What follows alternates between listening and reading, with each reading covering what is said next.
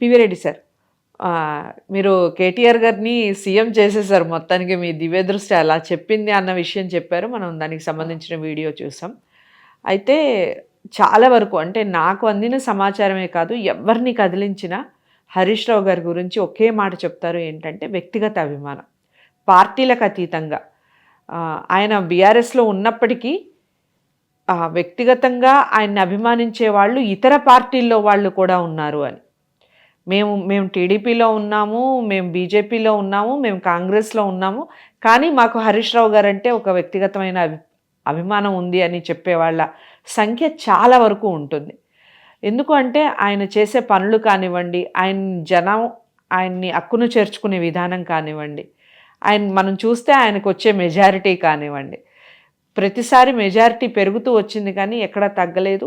తగ్గినా అంతో ఇంత తగ్గినా భారీ మెజారిటీతో ఆయన గెలిచిన సందర్భాలే చూసాం ఇప్పటి వరకు కూడా. మరి అలాంటి వ్యక్తి సీఎం అయ్యే ఛాన్సే లేదంటారా? ఒకవేళ ఉంటే అసలు పార్టీలో ఆయన ఏ స్థానంలో ఉండబోతున్నారు ఫ్యూచర్లో? మీ దివ్య దృష్టి ఏం చెప్తుంది చెప్పండి. ప్రేక్షకులకు, మేధావులకు, పొలిటికల్ లీడర్స్కి నమస్కారం చెప్తున్నా మేడం. నేను ప్రతి వీడియోకి చెప్పడం జరుగుతుంది. వ్యక్తిగతంగా, పార్టీ పరంగా ఎవరినో అభిమానంతో చెప్పడం లేదు. కేవలం నా దివ్య దృష్టితో కర్మ సిద్ధాంతాన్ని ఆధారం చేసుకొని మాత్రమే చెప్పడం జరుగుతుంది. ఇప్పుడు మనము అనేక వీడియోలు చేయడం జరిగింది మేడం, బీఆర్ఎస్ పార్టీ గురించి, తెలంగాణ ఇండియన్ పొలిటికల్ గురించి. సో ఇప్పుడు జరగబోయే పరిణామాలు మాత్రము భవిష్యత్తులో అంటే మనం ఇంత తొందరగా యాక్చువల్గా 1-2 years before, 1 year before elections alerted ఉన్నప్పుడు మాత్రమే డిస్కస్ చేయడం జరుగుతుంది యాక్చువల్గా. మరి ఎందుకు ఇప్పుడు ఈ వైబ్రేషన్స్ అసెంబ్లీ ఇంత అడ్వాన్స్గా అసెంబ్లీ ఎలక్షన్ గురించి, భవిష్యత్తులో ఎవరు గెలుస్తారు అన్న దాని గురించి ఈ డిబేట్ జరుగుతుందా అన్నది అంత దైవానుగ్రహంగానే నేను భావిస్తున్నా. సృష్టి కాలచక్రంలో నిర్ణయించిందే మానవుని ప్రయత్నంలో. ఎవరైతే 10 మంది ప్రయత్నం చేస్తారో భగవంతుని అనుగ్రహం, భగవంతుడు నిర్ణయించింది, భగవంతుని దృష్టిలో ఉన్నవారు గెలుస్తారు. ప్రయత్నం ప్రతి మానవుని ధర్మం, ప్రయత్నం. కానీ ఆడ దైవానుగ్రహం గల వ్యక్తి మాత్రమే ఆ స్థానానికి వస్తారు, గెలుస్తారు. రైట్. సో రేపు భవిష్యత్తులో మాత్రము ఇప్పుడు హరీష్ రావు గారు భవిష్యత్తులో సీఎం అవుతాడా? మీకు వచ్చిన అదండి మేడం. అంటే ఏ స్థానంలో ఉండబోతున్నారు, సీఎం అవుతారా అవ్వరా అనేది చెప్తూ ఆయన స్థానం ఏ స్థానంలో ఉండబోతుంది పార్టీ? ఇప్పుడు జన్మించిన ప్రతి మానవుడు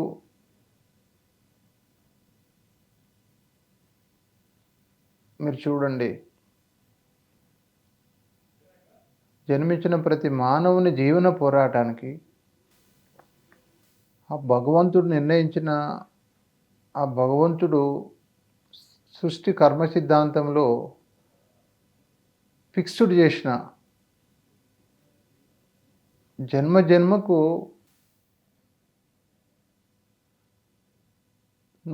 ఎగ్జాంపుల్గా స్టూడెంట్స్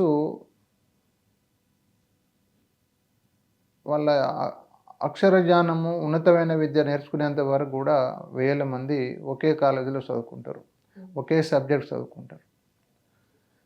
కానీ ఇప్పుడు ఐఏఎస్, ఐపీఎస్ కానీ, ఎగ్జాంపుల్గా డాక్టర్స్ కానీ, ఇంజనీర్లు కానీ ఎందరో ప్రయత్నం చేస్తారు.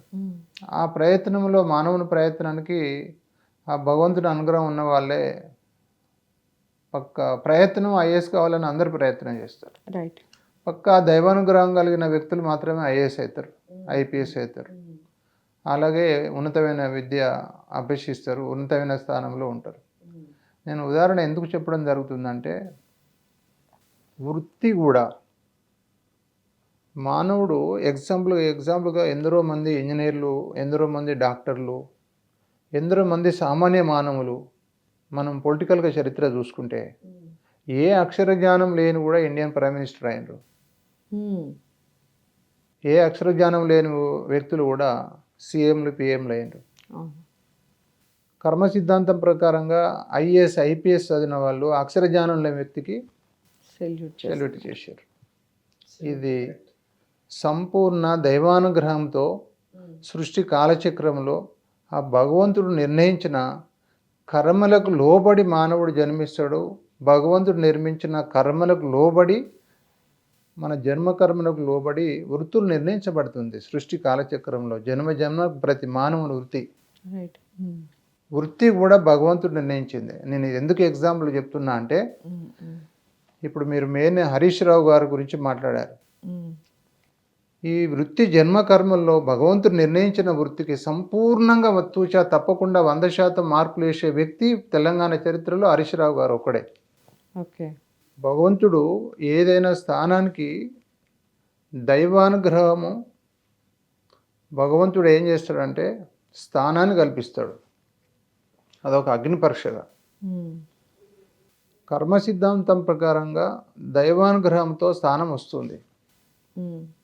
కానీ మానవుని కర్మ సిద్ధాంతంలో మానవుని ప్రయత్నంలో ఆ భగవంతుడు ఇచ్చిన ఆ స్థానాన్ని సంపూర్ణంగా అగ్ని పరీక్షలో భగవంతుడు పెట్టిన అగ్ని పరీక్షలో తూచా తప్పకుండా 100% మార్కులు సంపాదించే వ్యక్తి హరీష్ రావు గారు. భగవంతుడు వ్యక్తులకు పొలిటికల్ లీడర్స్కి ఆ స్థానము ఒక ఐఏఎస్ ఐపీఎస్ ఎగ్జామ్ లాంటిది. ఆ స్థానము భగవంతుడు ఇవ్వడం జరుగుతుంది. ఆ వ్యక్తికి అగ్ని పరీక్ష లాంటిది. ఓకే. అందులో పాస్ అయిన వాళ్ళు సుదీర్ఘంగా ఫుల్ మెజార్టీతో గెలుస్తారు అగ్ని పరీక్షలో. అందులో ఫెయిల్ అయిన వాళ్ళు ఓటమి పాలు చెందుతారు. ఓకే. అంటే మానవునికి అగ్ని పరీక్ష ప్రతి వృత్తి. ఆ వృత్తిలో పాస్ అయితే నువ్వు అందులో ప్రమోషన్స్, ఎమ్మెల్యే తర్వాత మినిస్టర్ తర్వాత ఇంకా భగవంతుని అనుగ్రహం ఉంటే సీఎం, ఇంకా అనుగ్రహం ఉంటే పిఎం. అంటే భగవంతుని దృష్టిలో పాస్ అవ్వకుంటూ పోతున్నాం పైకి ఓకే. భగవంతుడు పెట్టిన అగ్ని పరీక్షలో. కానీ ఇప్పుడు పొలిటికల్ లీడర్స్ కానీ ప్రతి మానవుని వృత్తి కానీ తాను సంపాదించుకున్న వృత్తి, తను కష్టపడి పొందిన వృత్తి అని చాలామంది విర్రవీగి ఓడిపోతున్నారు. విర్రవీగి వాళ్ళు చేసే వృత్తికి సంపూర్ణ మార్కులు ఆ ఎగ్జామ్లో ఫెయిల్ అయిపోతున్నారు. అంటే ఇప్పుడు చూడండి, చాలామంది గెలుస్తూ ఉన్నారు, మళ్ళీ అసెంబ్లీలో ఓడిపోతూ ఉన్నారు. అంటే ఆ ఎగ్జామ్లో ఫెయిల్ అయినట్టే కదా మేడం. ఇప్పుడు హరీష్ రావు గారు మీరు చూడండి, భగవంతుని జన్మ కర్మలో వృత్తి భగవంతుడు ఇచ్చాడు. మానవుని కర్మలో సంపూర్ణంగా 100 మార్కులు సాధిస్తున్న వ్యక్తి హరీష్ రావు గారు. అంటే అలాంటి వ్యక్తి ఇప్పుడు మన తెలంగాణ ప్రజల్లో అసెంబ్లీలోనే మనకు మొట్టమొదటి స్థానం కలిగిన ఫుల్ మేజర్తో కలిగిన వ్యక్తులలో ప్రథమ స్థానం ఇప్పుడు గత చరిత్రలో అంటే మనము ఫస్ట్ స్థానం వచ్చినట్టుగా నేను భావిస్తున్నా. అలాంటి హరీష్ రావు గారికి భవిష్యత్తులో సంపూర్ణ దైవానుగ్రహం కలిగిన వ్యక్తి. భగవంతుడు తూచా తప్పకుండా ఇప్పుడు ఏదన్నా ఇన్ఛార్జిగా ఏదన్నా స్థానం ఇచ్చిందనుకోండి, ఏదైనా పోస్ట్ ఇచ్చిందనుకోండి, తన అప్పగింత అంటారు కదా మేడం, అది సంపూర్ణంగా అందులో పాస్ అయ్యే వ్యక్తి హరీష్ రావు గారు. భవిష్యత్తులో ఇప్పుడు మీరు చూడండి, బీఆర్ఎస్ పార్టీ కాకుండా ఇప్పుడు రేవంత్ రెడ్డి గారు రావడం టీడీపీలోకి వచ్చాడు. దైవానుగ్రహం కలిగిన వ్యక్తులకు ఏ పార్టీతో సంబంధం లేదు. కాంగ్రెస్లోకి వచ్చి సీఎం అయ్యాడు. కాంగ్రెస్లోకి వచ్చి సీఎం అయ్యాడు. రైట్. ఇప్పుడు చంద్రబాబు నాయుడు గారు నిజంగా చెప్పాలంటే ఒక సామాన్య వ్యక్తి ఒక ఎమ్మెల్యే స్థానం ఇచ్చిండు ఎన్టీ రామారావు గారు. ఆయన సంపూర్ణ దైవానుగ్రహం గల వ్యక్తి. ఆయన అవతార పురుషుడు. నేను చెప్పాను గతంలో. అవును, అవతార పురుషుడు. ఏదో రథచక్రము ఇస్తాడు భగవంతుడు. ఇప్పుడు రేవంత్ రెడ్డి గారికి ఫస్ట్ టీడీపీ రథచక్రం ఇచ్చాడు. ఆ చక్రము పంక్చర్ అయిపోయింది, ఫెయిల్యూర్ అయింది. మళ్ళీ ఏమో భగవంతుడు కాంగ్రెస్ రథచక్రం ఎక్కువ అన్నాడు, అందులో ఆయనకు సీఎం అయ్యాడు. మనం ఇప్పుడు ఇది జన్మకర్మ సిద్ధాంతాన్ని ఆధారం చేసుకుని పోతే సంపూర్ణ దైవానుగ్రహం గల వ్యక్తులకు కాలము హారతి పడుతుంది. ఓకే. కాలము హారతి పడుతుంది. మనకు ఎన్నో పొలిటికల్ రథచక్రాలు పేరు పొందిన రథాలు అది భగవంతుడు సమకూర్స్తాడు అన్నట్టు అలాంటి వ్యక్తులకు.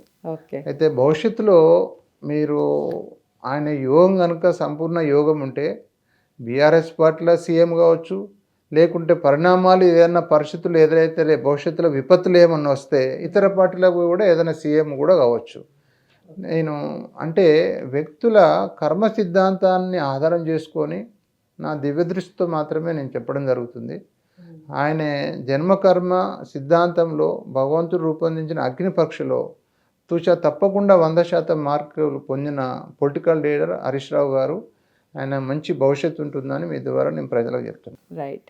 సో రథచక్రం ఏదైనా కానీ, రథం ఏదైనా కానీ ఆయన మొదటి స్థానంలో ఉండే అవకాశం 100% ఉండే వ్యక్తి ఎవరైనా ఉన్నారు అంటే అది హరీష్ రావు గారే అని వలగుది చెప్పేశారు పివి రెడ్డి సార్. ఫ్యూచర్ చూద్దాం ఎలా ఉంటుందో హరీష్ రావు గారి పరిస్థితి. హరీష్ రావు గారు నిజంగా మొదటి స్థానంలో అలాగే కొనసాగే అవకాశం ఉంటుందా లేదా అనేది కాలమే నిర్ణయం చేయాలి. వీడియోని అందరికీ షేర్ చేయండి. నిజంగా ఒక రకంగా గుడ్ న్యూస్ అనే చెప్పాలి. హరీష్ రావు గారిని అభిమానించే ప్రతి ఒక్కరికి ఈ వీడియో అందరికీ షేర్ చేయండి. ఛానల్ని సబ్స్క్రైబ్ చేసుకోండి. మరో మంచి టాపిక్తో మళ్ళీ కలుద్దాం. నమస్తే.